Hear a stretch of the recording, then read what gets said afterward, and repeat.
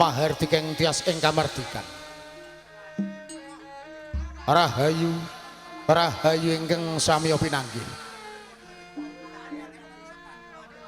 Nugroho miwasih wilasaning Gusti mugi tansah kasarira dumateng kita sami.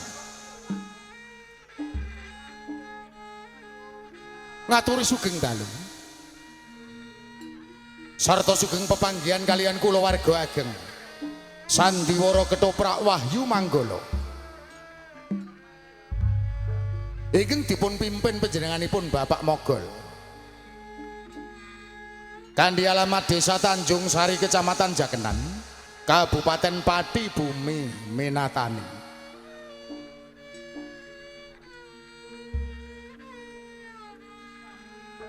Sasampunipun panjenengan sami kasugata tari gambyong minangka purwakaning pagelaran ing dalu punika.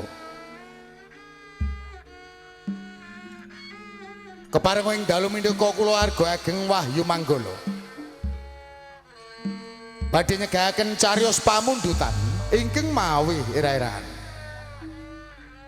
Kamandaka Maling Julik versi humor.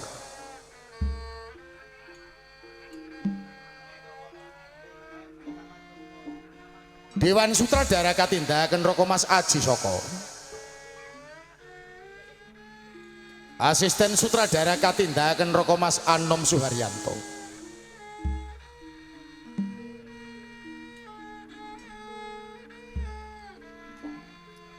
Dalam sarta pendapuk katindakan Adimas Eko Pranoto. Pangeprak katindakan Bapak Suhardi wondene Pranoto Pakeliran.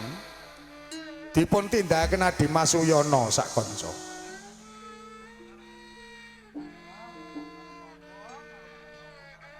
Tata dekorasi katindakan Bapak Sunardi ingkang dipun biyantu anak Mas Samuel Sutarto. Teknis tata lampu katindakan Dimas Budiono Batak. Lekting katindakan Dimas Ladu Aldiansah wontene Pangrengga Busono. Dipun tindakan Dimas Agus Wijanarko.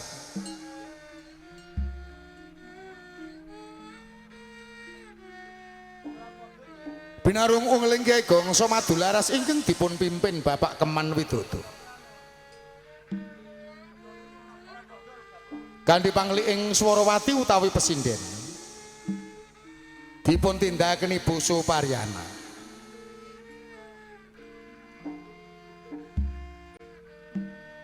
Pranoto gending katindakaken Dimas Hadi Prayitno. Wontene Wiraswara. Katindakan Bapak Miranda saha Dimas Bagus Edi Mahesa.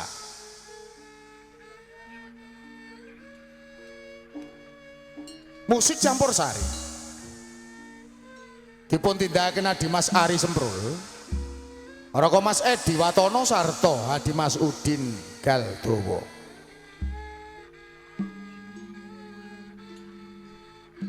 Pagelaran Sandiwara Ketoprak Wahyu Manggala dipun sengkuyung WM Audio. Ingkang dipun pangarsani Roko Mas Gentong Kawa.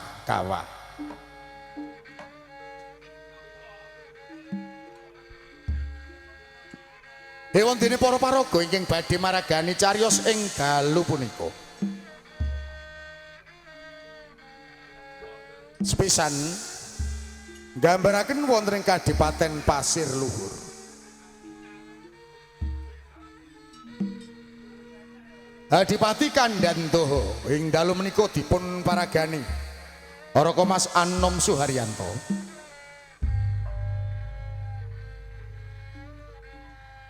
Patih Werksanata katindakan Roko Mas Aji Soko.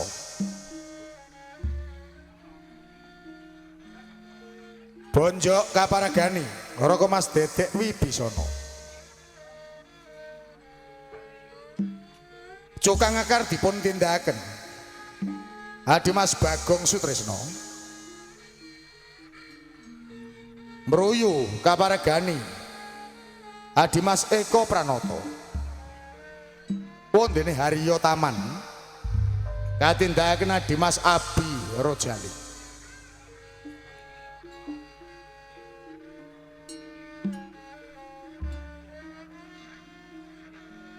Ciptaning Sih kaparagani Nimas Atun Sagita. Cipta Sari katindakaken Nimas Tata Wulandari. Ciptawati dipun paragani Nimas Diah Maharani. Wondene bungsu Ciptarasa katindakaken Nimas Menik Widyawati.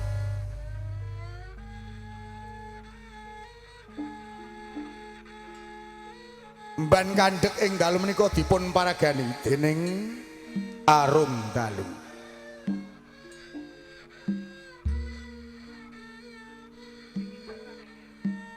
Salajengipun gambaraken wonten ing Nusa Kambangan.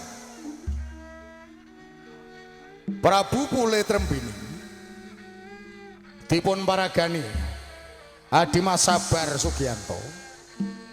Wondene para yaksa karameaken para seniman Bagus Wahyu Manggala.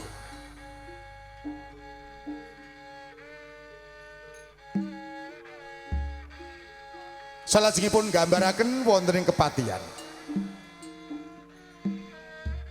Nyai Patih dipun tindakaken Nimas Puput Jarmiati. Wirodusta katindakaken Raka Mas Andi Prastyo.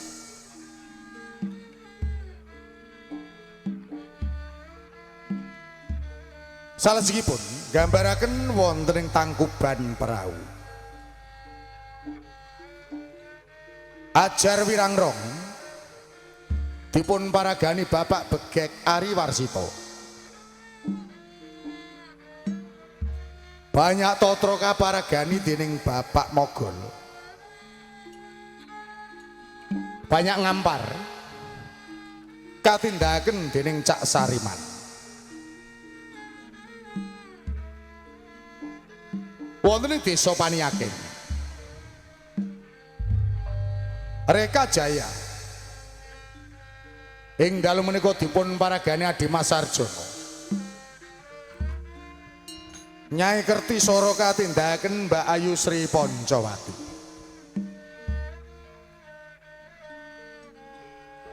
Repat utawi dagelan dipun tindakaken dening Cak Sendor sarta Adimas Rokim. Mban katindakaken siji Arum Somplak. Kabiyantu siswak indah kalola. Mekaten kula wau para kadang Budaya Sutrisno. Menggah para paraga ingkang badhe maragani cariyos ing dalu punika. Kita sagutrah kula warga ageng Wahyu Manggala namung ngaturi sugeng lenggah. Sarta sugeng amriksani ngantos titi purnaning pagelaran. Nuwun, nuwun.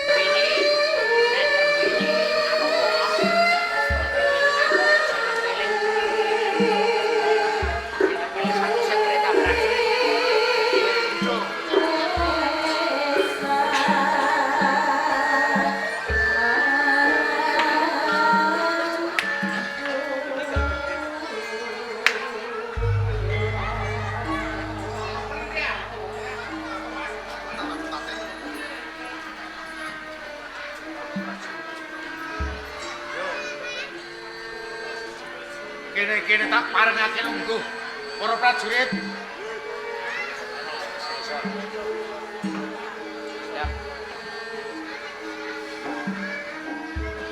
Rada angel.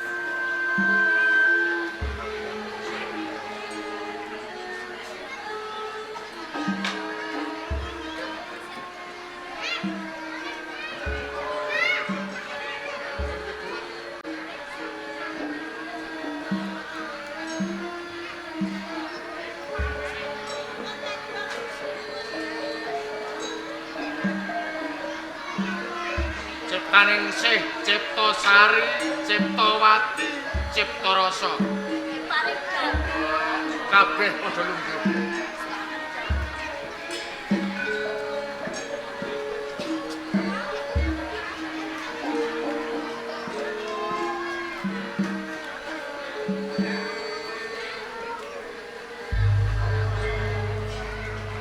Dan prayoga lungguh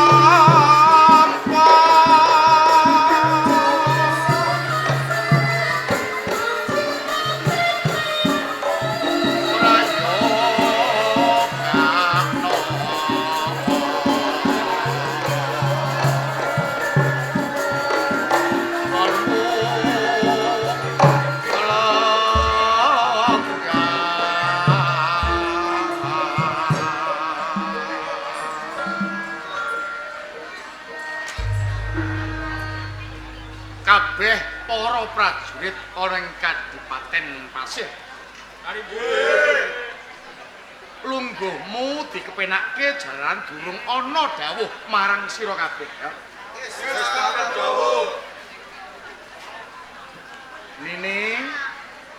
Nini ciptaning sih Ciptasari, Ciptawati, Ciptarasa. Apa padha Raharja swane ngersane Rama? Pikantuk berkah pangestu. Menika boten alangan menapa-menapa. Namung sungkem kula kato dumateng panjenengan. Ya. Rama tampa raliwat puja pangestuning Rama kebat tampanana. Sanget anggen kula nampi ya dados. Boten bentenipun kalian kula. Sungkem pangabekti kula mugi kunjuk Rama. Tak tampa pangestuning Rama tampanana. Sanget anggen kula nampi. Mugi ya dados saged jijimat. Boten benten kalian kula Kanjeng Rama. Sungkem pangabekti kunjuk kula-kula panjenengan Kanjeng Rama. Puja pangestuning Rama tampanana. Sanget anggen kula nampi Kanjeng Rama. Ciptarasa kepiye? Semanten kula kok Rama datang benten kalian Kanjeng Rama. Sungkem pangabekti kula katuran. Ya. Rama mongkok ing sakjroning nala jalaran sira kabeh putraning Rama wis bisa ngabekti marang wong tuwa. Kepenake nggone ra lungguh. Marang Kakang Werksanata. Sabda dalam Gusti Kanjeng. Basuki to sowane. Pangestunipun rahayu kalis ing rubrida tebih ing sambikala bakti katuran. Ya ya. Tak tampa tiba sepadha-padha. Sinandung tangan kalih Bonjo sabda Mruyu Cukang Akar Harya Taman. Inggih ramane, inggih. Kepenake nggone padha lungguh. Lestari dawuh. Marang Kakang Patih Werksanata. inggih Gusti Kanjeng.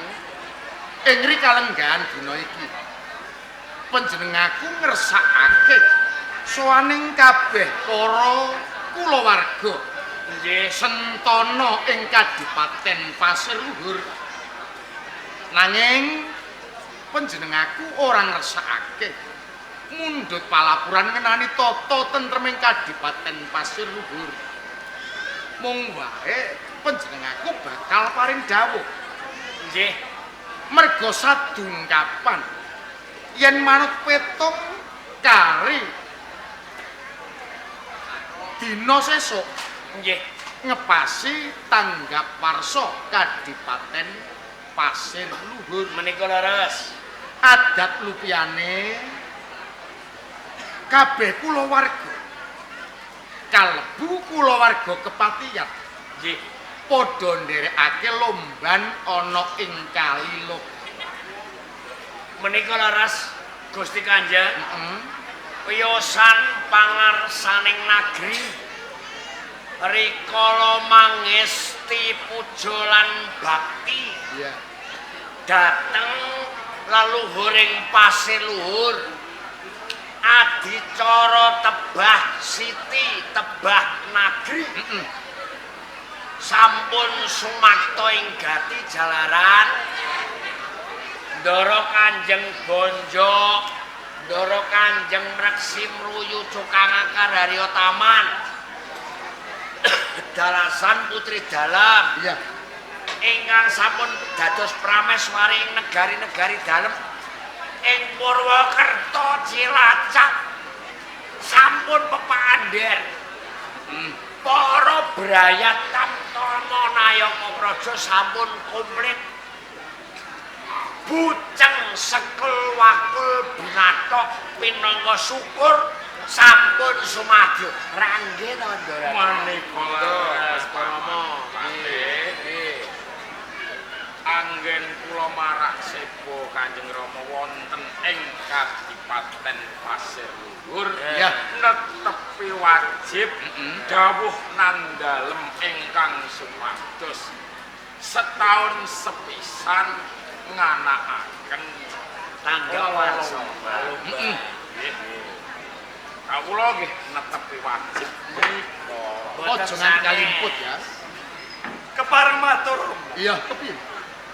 Kula pinangka putra mantu enggal wonten ing Kadipaten Pasir Luhur. Ya. Babar pisan kula niki dereng nate ngertos swasana kados pundi lelomban kala wau. Mila kanthi menika Rama. Suk-sukan wonten salebetipun manah. Kepengin age-age mangertosi swasana wonten ing Kali Logawa. Perkara kuwi gampang, waton mengko manut marang kadang-kadang ira nganti garwanira mengko bakal bisa Kados lelomban ora ing Kali Logawa. nanji. Banjur sliramu piye? Lan bentenipun kula Rama. Kula ngesti dawuh panjenengan supados sowan wonten ing pasir. Nang nyemanipun ngantos kula sowan wonten kersa panjenengan kula mboten sesarengan kalian ingkang jalaran.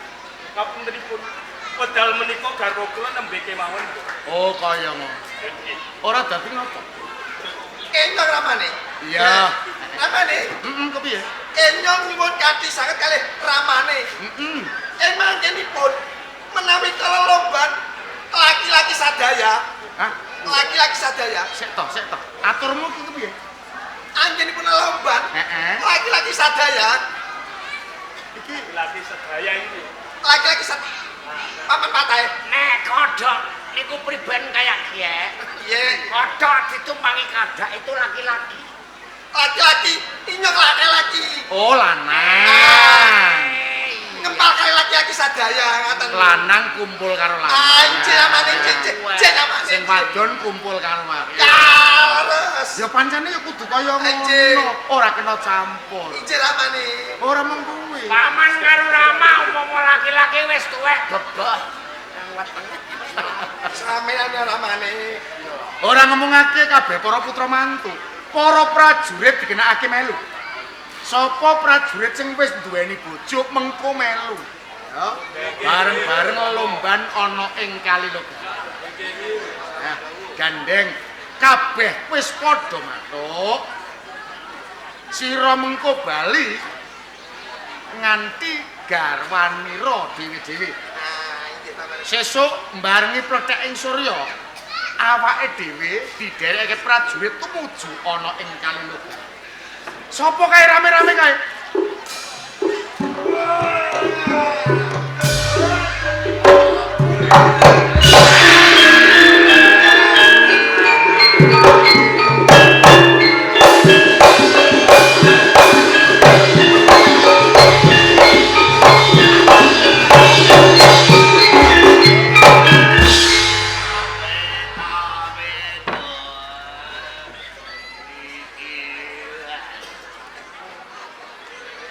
Pojok, Saka Ngakar Mruyu, Injil amane. Ero Taman, Injil amane. Kakang Reksanata. Sabda dalam Lah pendopo Kadipaten Pasir kok ketekan wujud raseksa iki coba dipurba. kepareng nyuwun tambahin pangestu. Mangke to kisana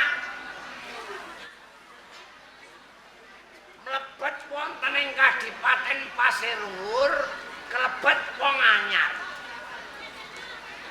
Dika minggah ing sasana Sitinggil pidalem saking pundi? Nama sinten? Keperluan menapa?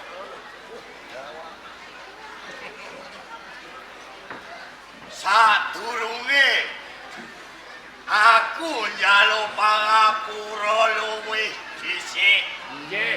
Tumrape sesembahan ana ing Kadipaten Pasir Luhur. Nggih. Diwanohake aku kang aran Pule Trembini saka Kadipaten Nusa Kambangan. Pangkate Pangate mung trima patek Sediane mung betike ora ana liya ya mung nglamar iki matur kalih kula napa kalih Kanjenge Bupati. Yen to dielokake ya mung kepengin mawan rembak lawan sesembahan ana ing pasir luhur. Dipun tenggo kula tak matur Kanjenge nggih. Iya. Gusti Kanjeng Kandandaha Kakang Wreksanata nama Pule sapa? Pule Trembini. Saking Nuswa Kambangan Apangkat Patih. Dipun utus kalian Pule Baas badhe matur pribadi dhateng panjenengan nyumanggaaken. Mendha sawetara Kang. Nggih. Kisanak Pule Trembini adoh saka kraton Nusa Kambangan. Sira munggah ana ing ambaling Kadipaten Pasir Luhur kepengin ketemu lan panjenenganku. Wigati kautus dening sesembahan ana ing Nusa Kambangan. Banjur wigatine apa? Mung kepengin ngelamar. Lamar sapa? Ora ana liya ya mung putra sing jenenge Ciptarasa. Putraku bungsu Ciptarasa. Ora kleru. Sik. Oh, Pule Trembini. Iya piye? Ora jeneng panjenenganku nampik marang panglamarira ora. Nanging merga iki ana putraku bungsu Ciptarasa marak tak tamtune luwih dhisik ya. Kowe putrane kok akeh men ya. Nger bungsu. Dawuh katimbalan Rama. Iki lho Nger ana panglamar saka Nusa Kambangan emane wujude dudu jalma malah raseksa. Iki tok tampa apa ora? Rama. Pareng matur. Iya. Kula kinten panjenengan sampun mangertosi. Kula salah setunggalipun manungsa kok badhe dikersakake salah setunggalipun wujud yaksa. Iya. Mila panglamaripun Rama boten kula tampi.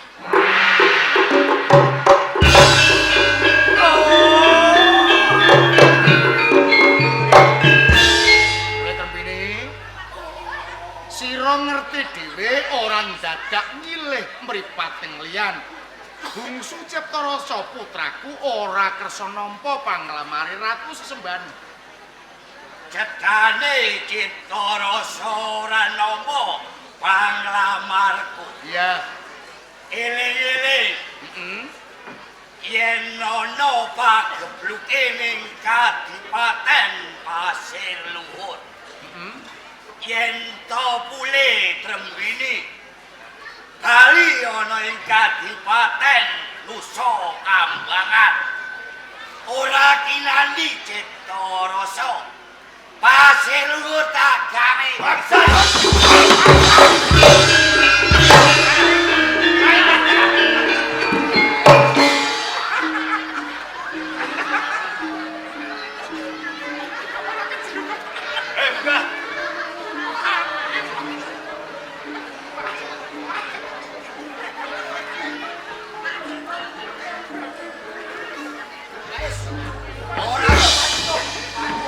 Diajar ya.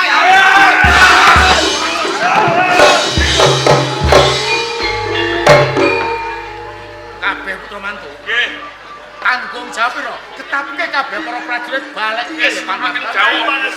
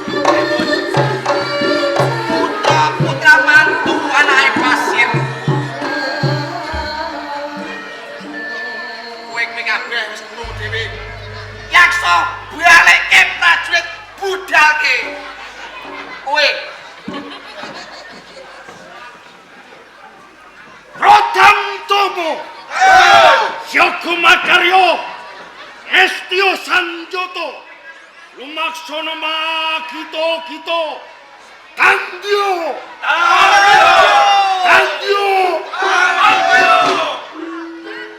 Sanjata Mbak Diam Cekana Tenjo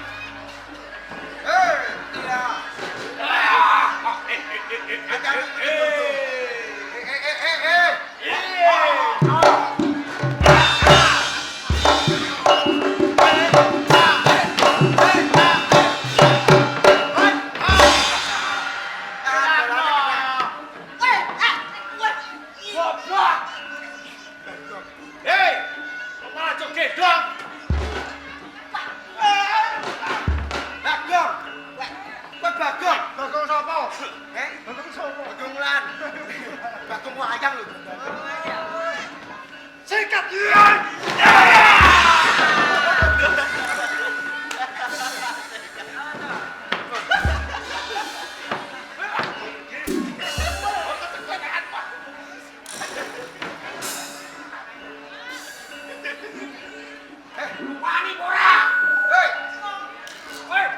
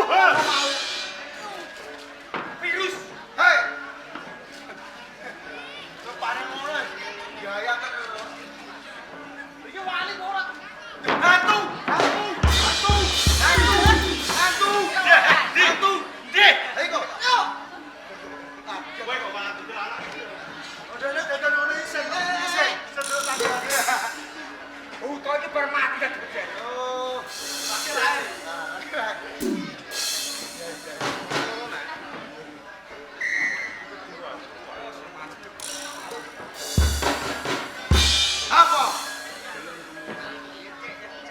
Ayo,